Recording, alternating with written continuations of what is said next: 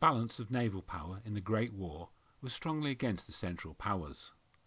The fleets of the German and Austro-Hungarian empires were not only badly outnumbered, they were significantly hampered by geography. Both did have stretches of sea and inlets, shielded by islands, which afforded them security against attack. However, both were also largely confined to those areas because the only exits were narrow and controlled by their enemies. The German navy was trapped in the North Sea, the British controlling all the exits into the Atlantic, and the navy of the Austro-Hungarian Empire was trapped in the Adriatic by the Allied control of the narrow Otranto Straits. The Adriatic is an almost enclosed sea that divided Italy from the old Austro-Hungarian Empire, which at the time included modern-day Yugoslavia. It is approximately 100 nautical miles wide and about 430 nautical miles long. The only exit is the connection to the Mediterranean via the Otranto Straits, which are just over 40 nautical miles wide. The Royal Italian Navy bore the brunt of the fighting for the Allies, but both Britain and France contributed contingents of cruisers and destroyers. Both nations regarded the Adriatic theatre as a backwater and were principally involved because they wished to protect their Mediterranean trade.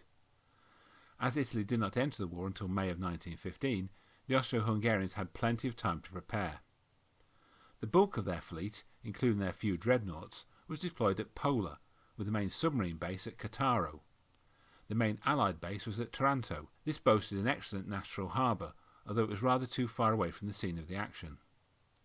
To compensate for this, forward cruiser squadrons were deployed at Corfu, Brindisi and Valona. The situation mirrored that of the standoff in the North Sea. Even the odds were much the same. The whole situation just operated on a much smaller scale. As with the Germans in the North Sea, Austro-Hungarian naval strategy revolved around trying to entice part of the Allied fleet into a battle with the whole of their own force. In this way they hoped to whittle down the Allies' numerical superiority until the odds were more even. In addition, the Navy was tasked with providing direct support for the Austro-Hungarian army by directly attacking the seaward flank of the Italian army. For their part, the Italians considered that the Allied control of both sides of the Otranto Straits meant that they could easily bottle up their enemies without needing to resort to a risky general fleet action. They were particularly wary of the enemy dreadnoughts deployed at Pola, all the more so because they had lost 3 of their own battleships through accident or misadventure early on in the war. They were also loath to deploy large ships into the Adriatic Sea itself, there being few good ports on the Italian side. The British and French were less than happy with this passive attitude and were continually urging a more offensive stance. However, neither was strong enough to take action on their own. The Austro-Hungarians, for their part, knew that it would be extremely risky to try and sortie large ships through the narrow Otranto Straits and into the Mediterranean. All this meant that there was little chance of a full-blown clash of dreadnoughts, and operations in the Adriatic became a series of mine-laying sweeps and shore bombardments against important communication bottlenecks, such as bridges and railway junctions. In general, the Austro-Hungarians had the edge in these encounters, principally because of the Italian shortage of suitable ports. As for submarines, the Austro-Hungarians only had 8 at the start of the war, but they were very effective and particularly adept at mine-laying, and their attacks against merchant shipping soon became a major problem for the Allies. The Allies, for their part, had a significant problem with coordination, all having different views and traditions and all speaking different languages. To try and simplify things, the Adriatic area was divided into 11 separate zones, and each made the responsibility of one of the Allied navies. The Italians had 3 of these zones, and the British and French 4 each. The division actually caused more problems than it solved. It was not unusual for ships engaged in anti-submarine operations to break off attacks rather than cross into a zone that was nominally outside of their jurisdiction. Misunderstandings were also common between the various headquarters. For example, an Italian troopship, the Mainas, was needlessly sunk by a U-boat because she had crossed into a British zone and the British destroyer supposed to take over escort had not appeared. With common purpose so obviously lacking, U-boat attacks on merchant shipping in both the Adriatic and Mediterranean flourished, almost all of them stemming from the base at Cattaro. The Austro-Hungarians launched more submarines, and large numbers of German U-boats were also deployed into the area. Feeling unfettered by the adverse publicity that surrounded unrestricted submarine attacks in the Atlantic and North Seas, the Central Powers commenced a sink-on-sight policy almost immediately. Allied shipping losses in the Mediterranean began to climb alarmingly. Accordingly, to tighten their grip, From 1916 onwards, the Allies constructed an elaborate barrage across the 40-mile length of the Otranto Straits. This barrage was a mix of mines and nets, patrolled by a total of 120 drifters and some 30 motor launches, all equipped with depth charges, explosive paravanes and hydrophones. The French supplied the mines, the British all other material, and the Italians did the actual construction. Advanced destroyer patrols were deployed ahead of the barrage to deepen the danger zone for U-boats, and also to give warning of any attempt to attack the barrage. However, the heavy support elements were still retained at Taranto and Brindisi, and were only sailed if the drifters called for help. The main stated function of the barrage was to deny submarines from Cattaro access to the Mediterranean, but the British, at least, had other objectives. As their commander in the area wrote, "A further result that may be expected from the barrage, if it meets with success, is that it may force the Austrian cruisers to come out with the object of destroying or breaking up the organisation." Clearly the British were hoping that the barrage would be an incentive to the Austro-Hungarians to utilise their surface forces for a direct attack. If this happened, the long hoped for decisive engagement could be fought. And on the night of May 14th-15th they got their wish. An Austro-Hungarian surface ship raid was launched on the Otranto Barrage. The Austro-Hungarian operation was instigated by Captain Miklos Horthy of the cruiser Naval. Enterprising and effective leader, Horthy managed to persuade his flotilla commander to let him utilise the two of the most modern Austro-Hungarian cruisers for a raid to break up the Otranto Barrage. Horthy crudely camouflaged his three cruisers by the simple act of replacing their large mainmasts with shorter ones, so that at a distance they resembled large British destroyers. The plan was to sail at dusk, split up during the night, and then independently strike separate parts of the barrage at dawn.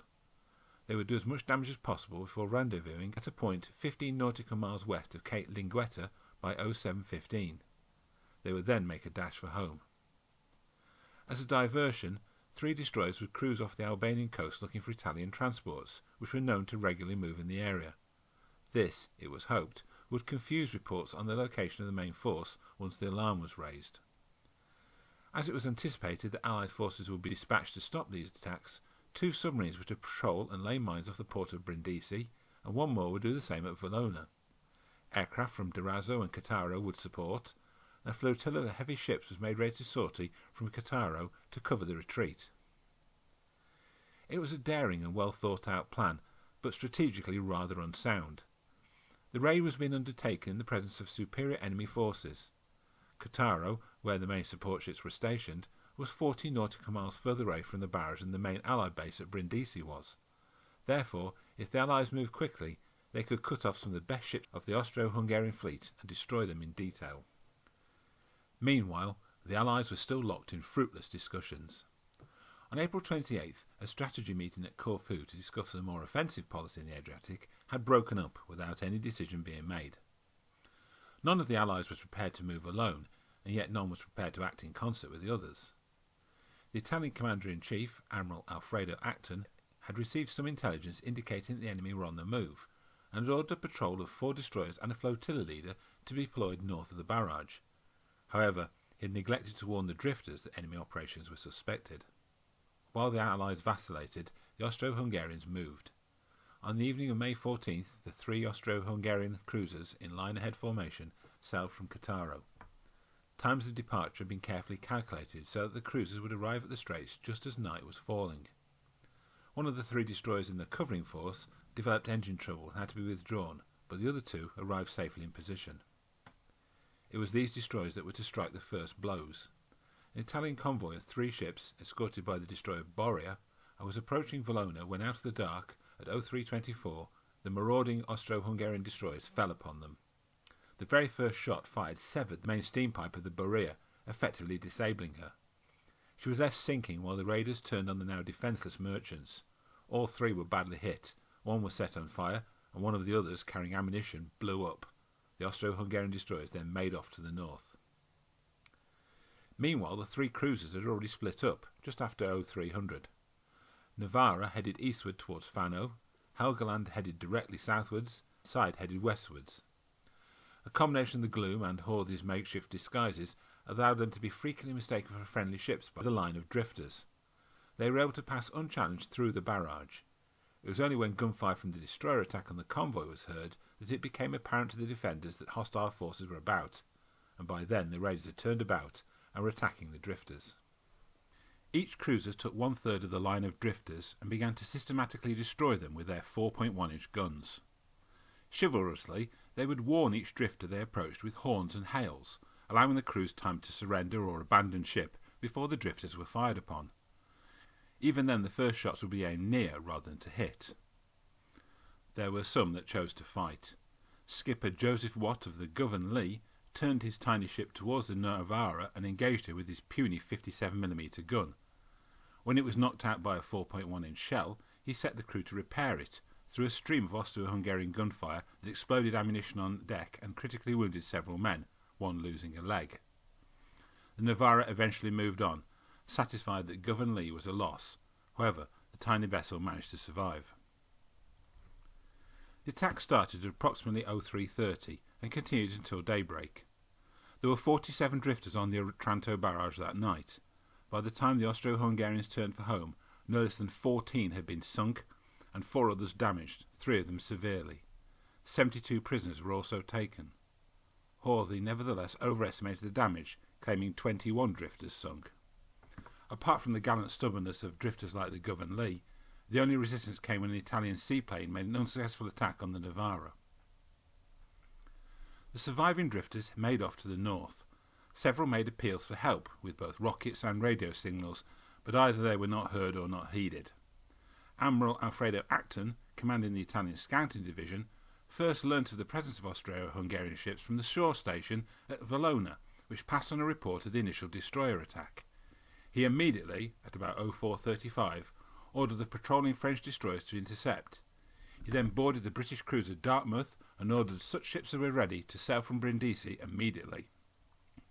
The British cruiser Bristol had been due to sail to Taranto the following day and was already getting steam up. She was first away. Others followed as soon as they could. As a result, the Allied forces were formed into several ad hoc squadrons based on their time to get up steam. Bristol and 2 escorting Italian destroyers were joined about 05:05 by Dartmouth and 2 more Italian destroyers. About 07:30, the Italian cruiser Marsala was ready to sail, but for some reason she was not given orders to sail until 08:25, when she set out escorted by yet 2 more Italian destroyers. The Austro-Hungarian raid force was already well ahead, therefore, before Acton's first ship sailed. Nonetheless, because they had further to go, it was still possible for the Allied ships to intercept them. Unfortunately, Acton still did not know of the existence of the enemy cruisers. Aerial reconnaissance kept Horthy better informed. The Austro-Hungarian destroyers passed on a signal from them, reporting that 1 Italian cruiser, 2 British cruisers, and 2 destroyers had sailed from Brindisi. With this information, it would have been easy for Horthy to have shaped a course that avoided contact, but just then, at about 0700, the Austro-Hungarian destroyers made contact with the Mirabello support group, which had been attracted by the sound of gunfire. These were outgunned by Horthy's force, so rather than close, they made a wide detour to avoid a submarine, and then turned north to shadow. Mirabello's escorting destroyers were unable to keep up with her, and gradually began to fall behind. The sighting report from Mirabello was the first indication Acton had of the size of the Austro-Hungarian force. At this point he was about 40 miles northwest of them, and in between, still unknown to him, were the 2 Austro-Hungarian destroyers. Naturally he assumed that Horthy's force had been the one to attack the Borea and her convoy. Horthy, although aware that superior forces were bearing down on him, was at the moment facing only French destroyers, which he heavily overpowered. He saw an opportunity for a trap. He signalled his home base that he was engaging, and then ordered his squadron to attack. The Kotaro support group asked him if they should sail, and Horthy agreed it would be advisable that they came out too. At about 07:45, Austro-Hungarian destroyers sighted some of the ships from Brindisi and signalled their presence to Horthy. Acton spotted the Austro-Hungarian destroyers too, but as he only knew cruisers were present, he seemed to assume they were cruisers, so he attacked very cautiously. It was some 20 minutes before Aquila and his own destroyers were close enough to engage. The Austro-Hungarian destroyers fled eastwards, and a long-range gunnery duel at high speed ensued. At about 08:30, a shell hit a boiler in Aquila and severed a steam pipe, effectively bringing it to a stop. The 2 Austro-Hungarian ships then built up to full speed and reached the safety of the coastal batteries at Durazzo. Hawley's cruisers were still sailing north, trailed by the Mirabello group, and now moved in to finish Aquila off. Acton was still under the impression the enemy were to the north of him, and was therefore sailing northwards himself, away from the Aquila. It was only when Bristol reported smoke astern at around 0900 the true position became clear. Acton promptly reversed course and moved to intercept, arriving just in time to cover the Aquila. Hawley now found himself in an unenviable position. Acton's heavier force was to his front, the Mirabello and the French destroyers were behind him. Unknown to him, Marsala and her two escorting destroyers were to his west. Even allowing for the fact that the destroyers Scherfino and Pilo had been detached to protect the Aquila, the Austro-Hungarians were now outgunned by the British cruisers. Visibility was now extremely good, and aircraft from both sides were very active. It was unlikely that the Austro-Hungarians would be able to slip away. A running battle ensued as Hawley tried to fight his way to Cattaro and safety, the range varying from 5,000 to 8,000 yards. The very first salve from Dartmouth straddled the Novara, and Hawley laid smoke to try and close the range for his smaller calibre guns. When some of the Allied destroyers tried to close, they were quickly driven off. British gunnery was extremely accurate and mostly concentrated on Novara. Hit on the bridge killed Hawley's second-in-command and damaged the ship's communications equipment. The Mirabello group began to close in, and Hawley became worried that he was going to be trapped. Unfortunately for the Allies, Mirabello had taken water into her fuel tanks, and at this critical junction came to a stop. Commandant Riviera also broke down with steam condenser trouble. The two remaining destroyers stayed to cover them from submarine attack, effectively taking themselves out of the action.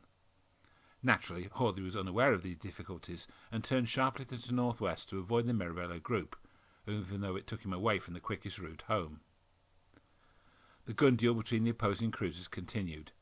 Bristol had not been in dock for some time, and her bottom was foul with marine life. She began to fall behind, leaving Dartmouth to fight on her own. Nonetheless, she continued to enjoy success. A splinter from one of her shells wounded Hawley himself in the leg at about 10:10, and he was forced to hand command of the ship to the gunnery officer. He did, however, continue to command the squadron. Dartmouth was herself hit several times, but without significant damage being inflicted. Acton decided to slow Dartmouth to 20 knots in order to allow Bristol to catch up. This allowed the Austro-Hungarians to build up a lead, but their situation remained desperate, as they were by now badly dispersed. A last shell from the Dartmouth at 10:35 had struck Novara and damaged the steam supply to her engines, a blow that would soon force the boilers to be put out. Sader, which could only make 25 knots, had already fallen well behind. Acton determined to cut Sader off and drive onto the Marsala and her two destroyers, which were now approaching from the south. Sader was engaged by both British cruisers and suffered some damage, but was able to continue on course. Novara had by now come to a complete stop. So, Lieutenant Witz-Korewski ordered Sader to take Novara in tow, a move that was seen and easily interpreted by Acton. However, just as Dartmouth and Bristol closed in for the kill, more smoke was sighted to the north. Acton deemed it prudent to sail southwards and link up with the Marsala group.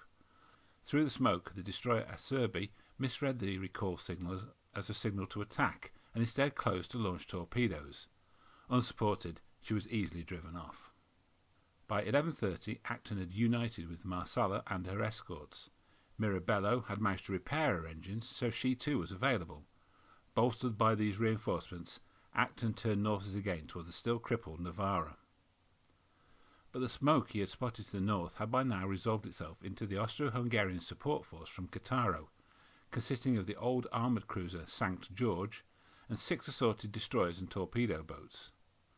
Acton now considered that the odds had shifted too far away from him. At 12:05 he signalled his ships to disengage and set a course back to Brindisi. The Austro-Hungarians were thus able to retire successfully, arriving back at Cattaro in the late evening.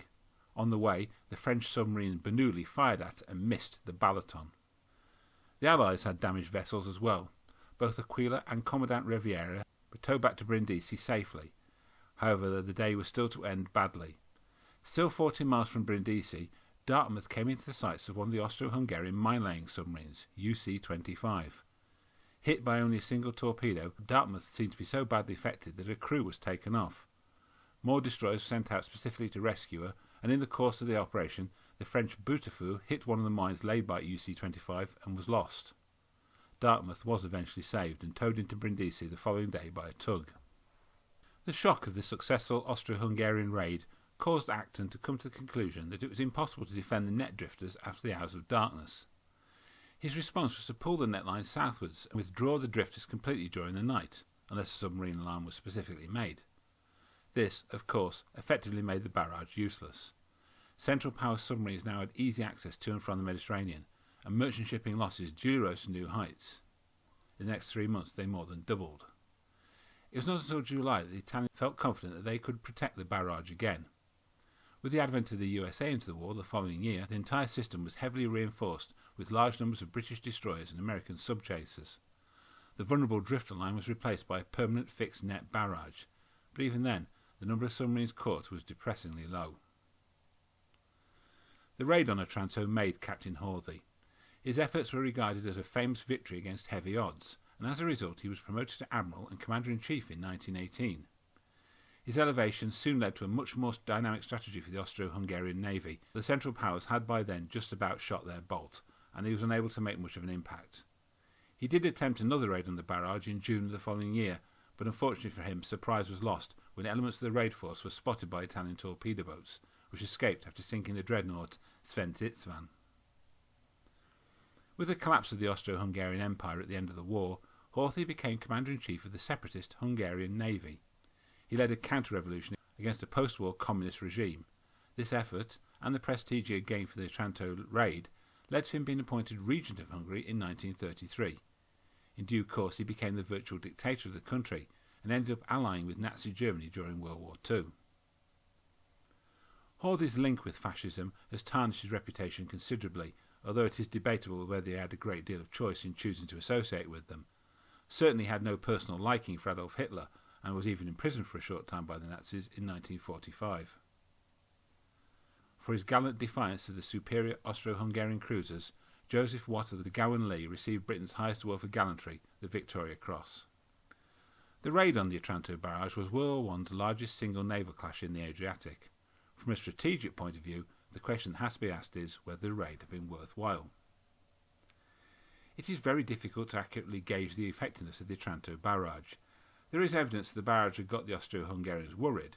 Hawthy, in his memoirs, asserts that prior to organising the raid, he talked to every U-boat commander and found that they all agreed that it was becoming more and more difficult, if not impossible, to run the blockade. In the 6 weeks before the main effort on May 14th-15th, they made no less than 4 small raids or probes on the barrage, although nothing came of any of them. Nonetheless, in the first 18 months after its completion, the barrage was responsible for the destruction of only 2 submarines. The mechanics of the barrage's operation hardly favoured the defenders. The motor launchers and drifters patrolling the net were brightly painted in diagonal stripes so that they would not be mistaken for U-boats. However, this also allowed the submarines to easily spot and avoid them. In any case, they were far too small and poorly armed to take on a submarine.